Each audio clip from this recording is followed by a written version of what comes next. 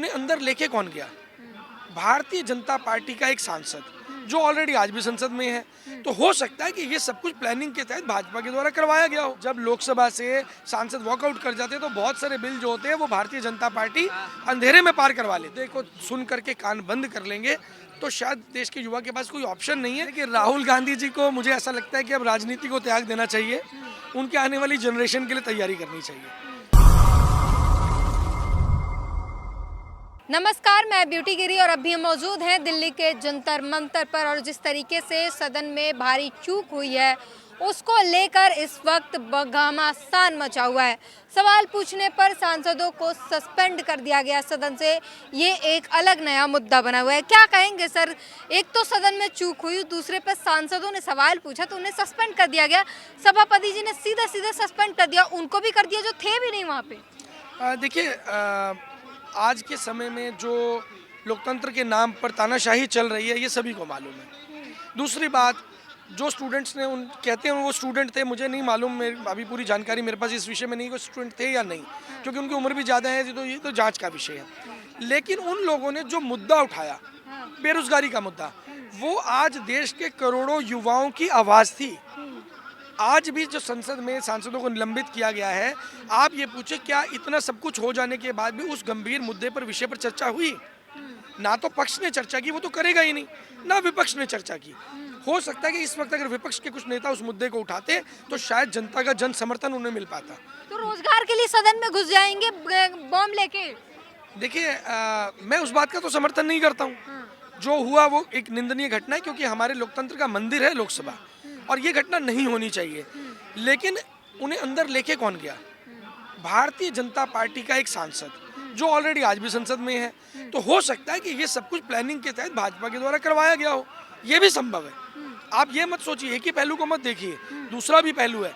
क्योंकि बहुत सारी चीज़ें ऐसी होती हैं, जब लोकसभा से सांसद वॉकआउट कर जाते हैं तो बहुत सारे बिल जो होते हैं वो भारतीय जनता पार्टी अंधेरे में पार करवा लेती है।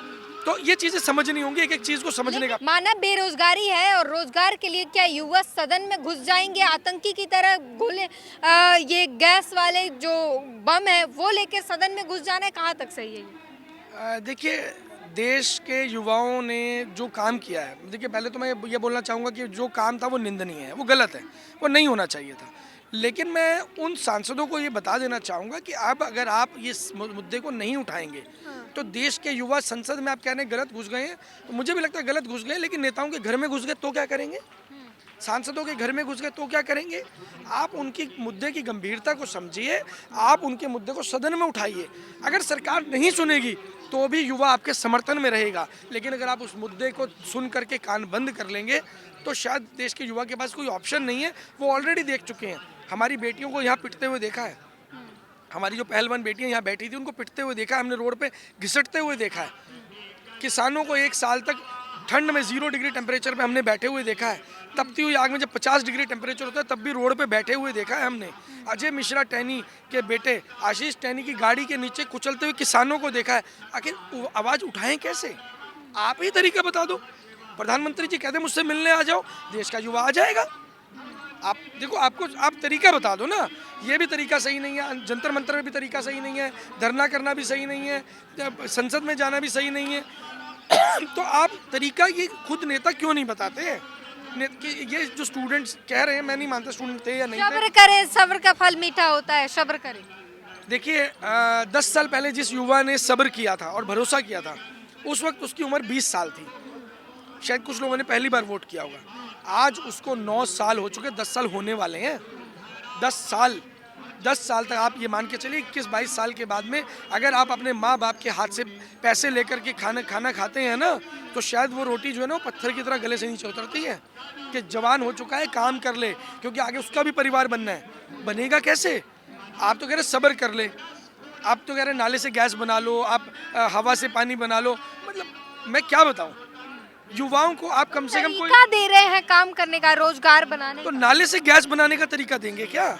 नाले से गैस, मतलब हमें तो शर्म आती है कि हमने किस मानसिक स्तर के व्यक्तियों को अपना देश दे दिया।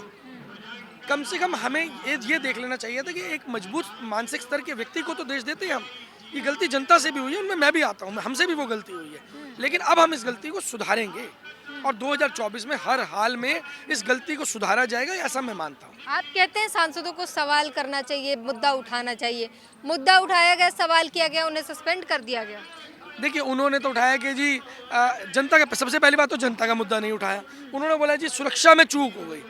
अपने लिए तो सब मांग रहे हैं, लेकिन जो देश का युवा है, जो देश के जो लोग हैं, आम जनता है, जो मूल समस्याओं से घिरी हुई है।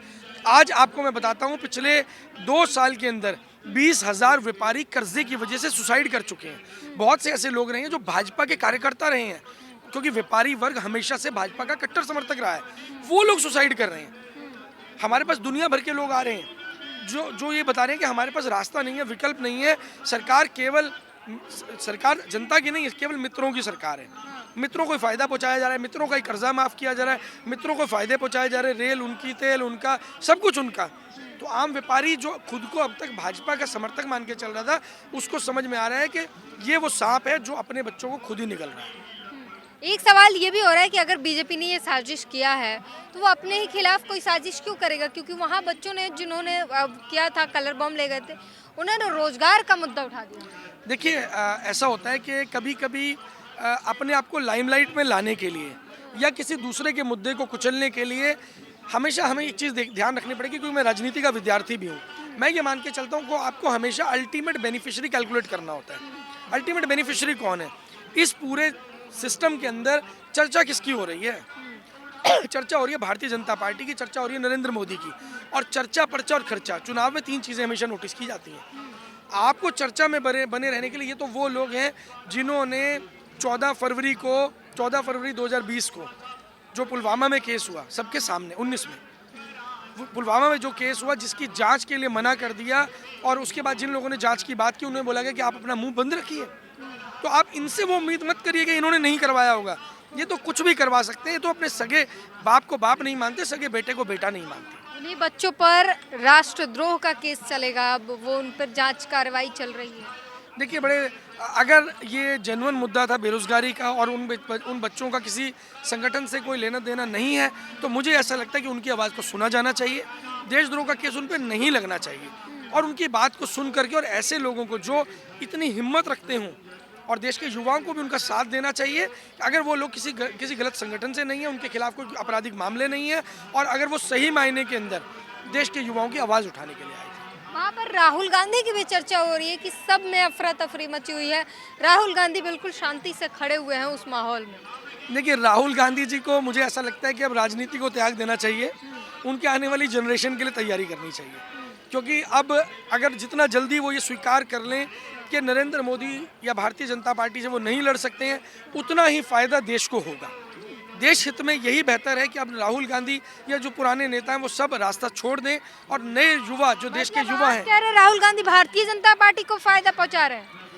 देखिए, अब यही माना जाएगा, कारण ये कि भारतीय जनता पार्टी को एक ऐसा मजबूत विपक्ष चाहिए जो आमने सामने की टक्कर दे सके।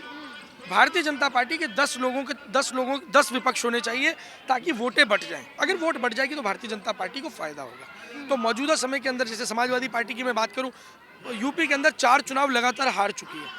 तो अखिलेश यादव हो, राहुल गांधी हो, जितने भी पुराने नेता हैं, उनको ये तय करना चाहिए कि सत्ता में से मौजूदा समय के अंदर अगर एक निष्पक्ष सरकार चाहते हैं, ऐसी मजबूत सरकार चाहते हैं, और भाई ये तो अब तक लोग कहते थे कि भारतीय जनता पार्टी को जनता समर्थन कर रही है, अगर आप लोग साइड हो जाएं और एक मजबूत विकल्प, नया विकल्प सामने आ जाए, तो ऐसे समय के अंदर जनता ये दिखा देगी कि वो भारतीय जनता पार्टी की कितनी समर्थक है, या नए विपक्ष को मौका देती है या नहीं देती है। विकल्प तो बहुत सारे हैं, चंद्रशेखर आजाद हैं, मायावती भी अभी हैं ही, लेकिन वो उनकी एक्टिविटी के कारण जनता उनके साथ नाराज है। देखिए, आज की तारीख के अंदर केवल चंद्रशेखर नहीं है, बहुत सारे लोग हैं। समस्या क्या है? अब इन्होंने जो एक अलायंस बनाया, आपने देखा होगा कि बहुत सारी पार्टियों ने मिलकर के इंडिया अलायंस बनाया। अब इंडिया अलायंस जो बना, उसमें हर व्यक्ति को लगभग 6 लोग प्रधानमंत्री पद के दावेदार हैं।